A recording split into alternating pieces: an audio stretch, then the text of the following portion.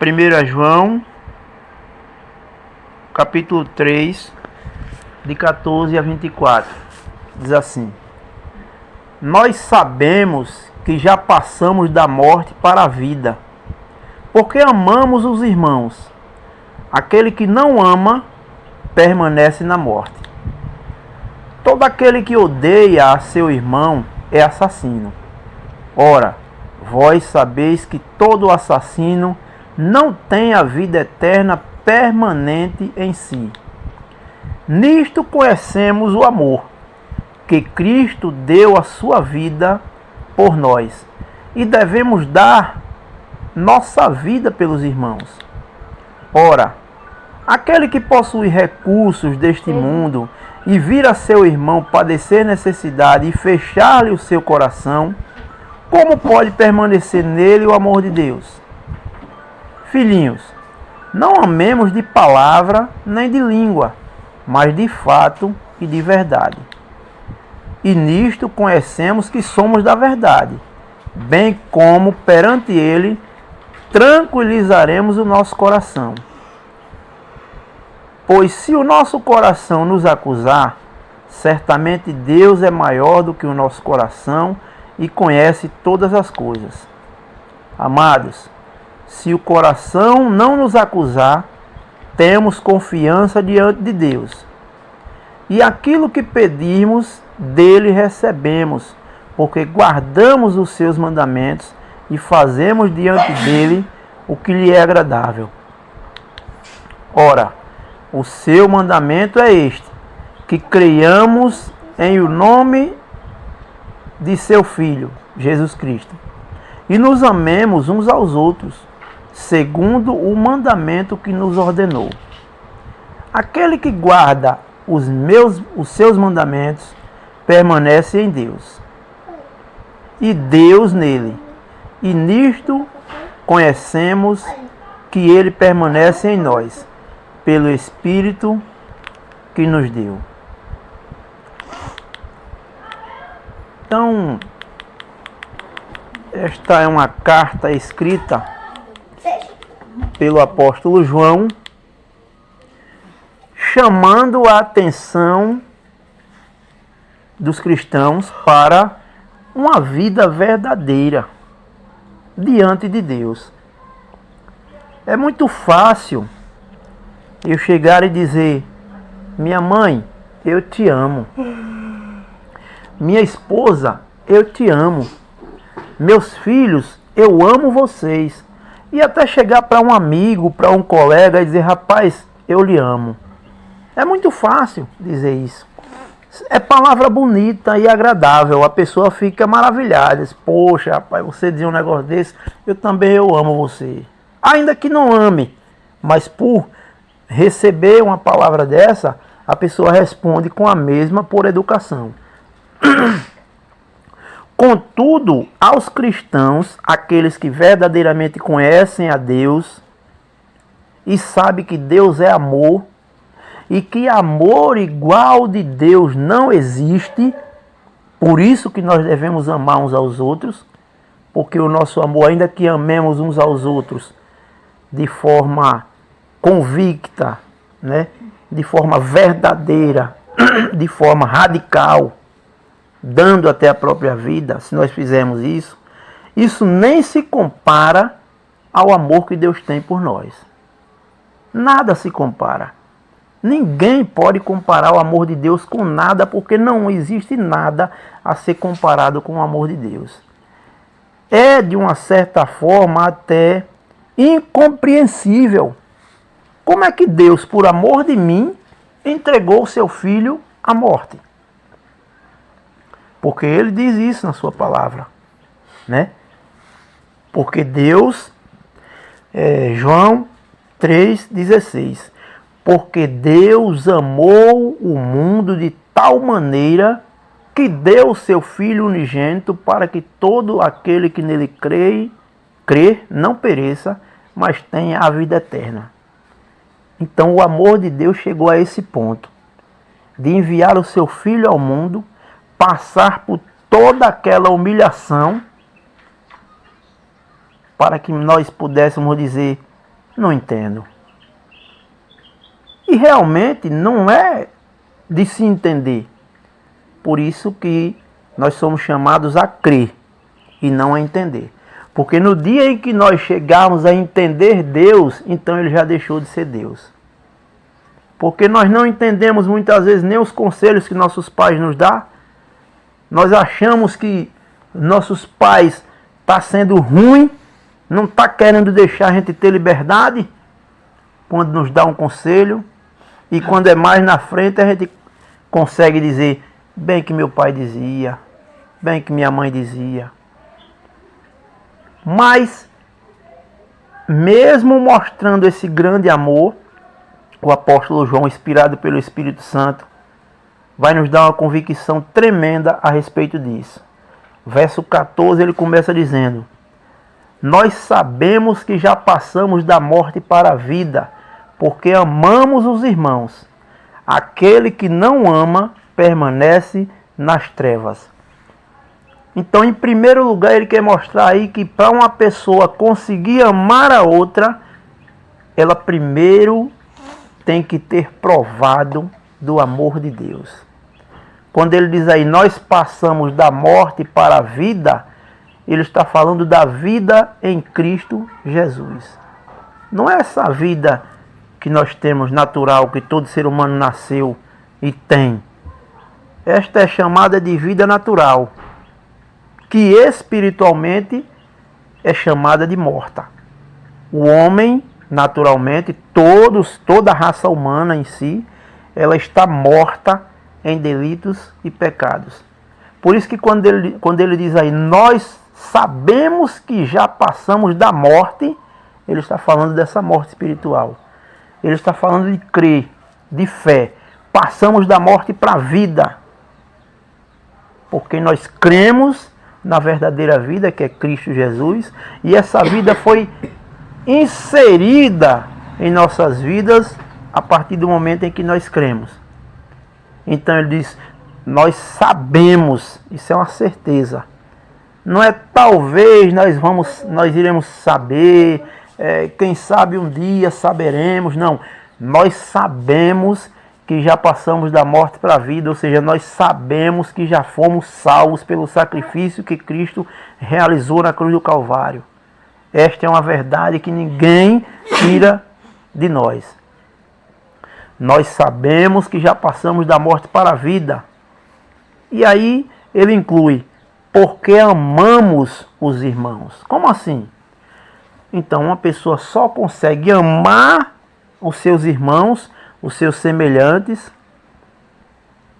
se ele tiver recebido esse amor.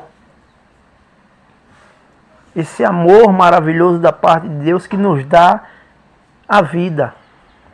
Então nós passamos da morte para a vida porque amamos os irmãos. Aquele que não ama permanece na morte. Quando ele diz permanece aí, então ele quer dizer que este homem nunca recebeu a vida. Né? Não é que você recebeu a vida, mas voltou à morte. Não. Quando ele diz permanece, é porque você estava morto em seus delitos e pecados, morto espiritualmente, não viveu de jeito nenhum, continua odiando, continua não amando e obviamente, permanece na morte. Verso 15. Eita, passei aqui errado. Verso 15. Todo aquele que odeia a seu irmão é assassino. Oxê, assassino não é aquele que pega uma arma e mata? É.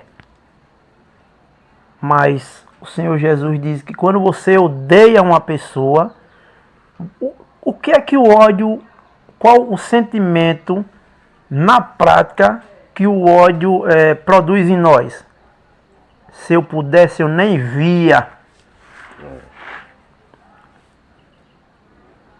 Se eu pudesse, eu nem via esse infeliz. O que é que você está dizendo? Que ele morra. Ele morre. Se eu pudesse, esse cara estava longe de mim. Isso é ódio. Então todo aquele que odeia seu irmão é assassino. Você não precisa pegar uma faca, não precisa pegar um revólver, não precisa cometer o assassinato. Só em odiar aquela pessoa, você já cometeu um assassinato, segundo a palavra de Deus. E o que é que ele diz? Ora, vós sabeis que todo assassino não tem a vida eterna permanente em si. Ou seja, todo assassino vai continuar vivendo nesse mundo aqui, pela graça de Deus, vai desfrutar dos prazeres que Deus dá a ele durante essa vida, mas quando ele morrer, ele vai morrer também eternamente. Ele não vai ter a vida eterna, ele vai ter a morte eterna, que é a condenação. É o castigo, porque ele quis viver uma vida odiosa, não amando seu irmão, preferindo odiá-lo. Verso 16. Nisto conhecemos o amor, que Cristo deu a sua vida por nós, e devemos dar nossa vida pelos irmãos. Então, se Cristo deu a vida dele por mim, o que é a minha vida para me dar? A questão aí que causa dificuldade para muitos é o seguinte: eu dar a vida pelo meu irmão? E como vai ser de mim? Eu morro e ele fica? E aí é onde está o segredo. Se você está em Cristo, você dá a sua vida, mas você não perde a sua vida. Jesus, certa feita, disse: todo aquele que tentar salvar a sua vida, perdê-la-á. Mas aquele que perder a sua vida por minha causa ou pelo Evangelho, esse a terá de volta. Então é uma questão aí de demonstração de amor extremo pelo seu irmão. Sendo assim, por causa do amor de Cristo, por causa de Cristo, você fazendo isso, você entregou a sua vida por aquela pessoa e chegou até a morrer, mas na eternidade você estará com Cristo como quem a recebeu a sua vida de volta. Ou seja, você deu a sua vida, você não perdeu. Né? Quando uma pessoa não dá a vida por outro, ou não vive a sua vida em Cristo, que ela morre, ela perdeu a sua vida. Ela perdeu. Por mais luxuosa que seja. Né? Por exemplo, o pessoal que entrou naquele submarino, que foram visitar o Titanic, se aquelas pessoas não viviam para Cristo, pessoas milionárias, que pagaram uma fortuna para dar aquele passeio ali. Se aquelas pessoas não viviam para Cristo, eles perderam as suas vidas. Eles tiveram tudo aqui nesse mundo, viveram todas as maravilhas que Deus, por sua graça, concedeu, mas não conseguiu desfrutar mais disso por uma decisão que tomaram arriscada. Né? E se eles não estiverem em Cristo, essas pessoas perderam a sua vida. Não valeu de nada. Então, nisto conhecemos o amor, que Cristo deu a sua vida por nós. E devemos dar a vida, dar a nossa vida pelos irmãos. Verso 17. Ora, aquele que possui recursos deste mundo e vir a seu irmão padecer necessidade e fechar-lhe o coração, como pode permanecer nele o amor de Deus? Veja, aquele que possui recursos desse mundo, ou seja, uma pessoa próspera, se deu bem na vida, né?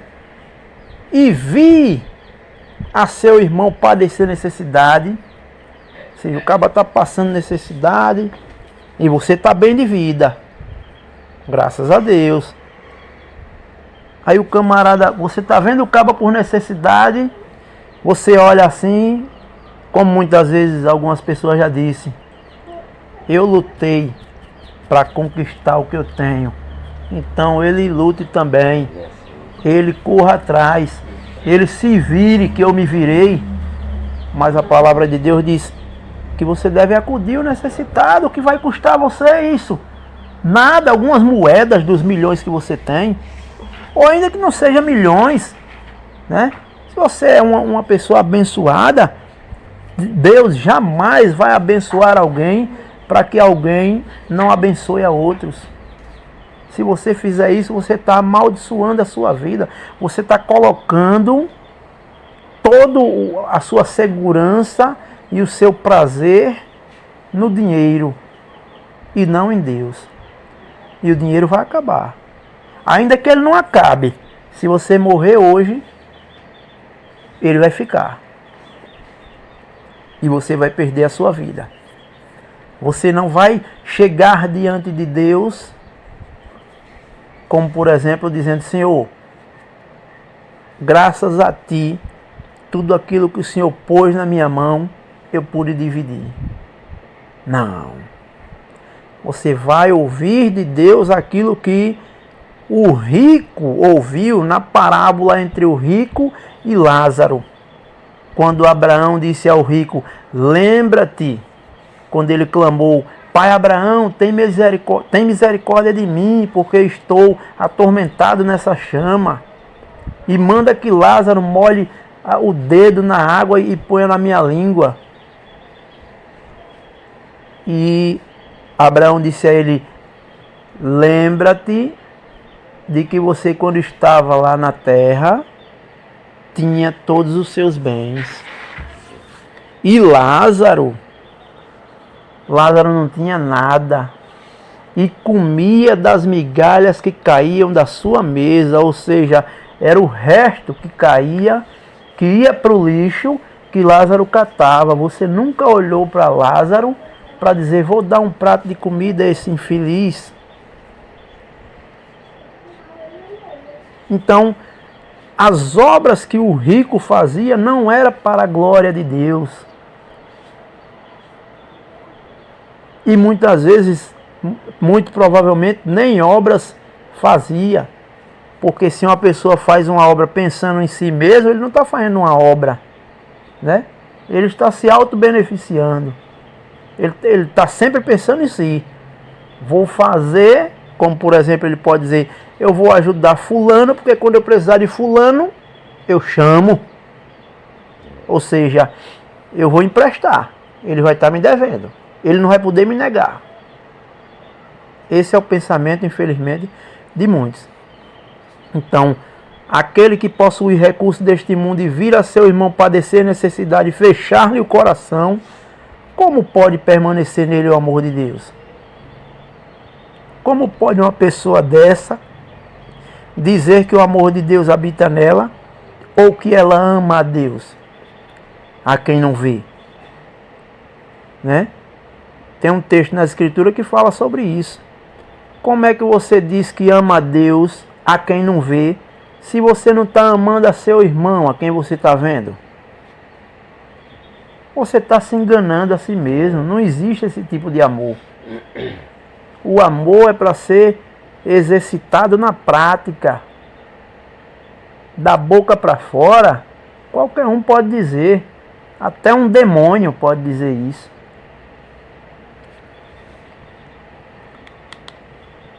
Verso 18. Filhinhos, não amemos de palavra nem de língua, mas de fato e de verdade. Não diga o que você não está sentindo. Não fale o que você não vai fazer.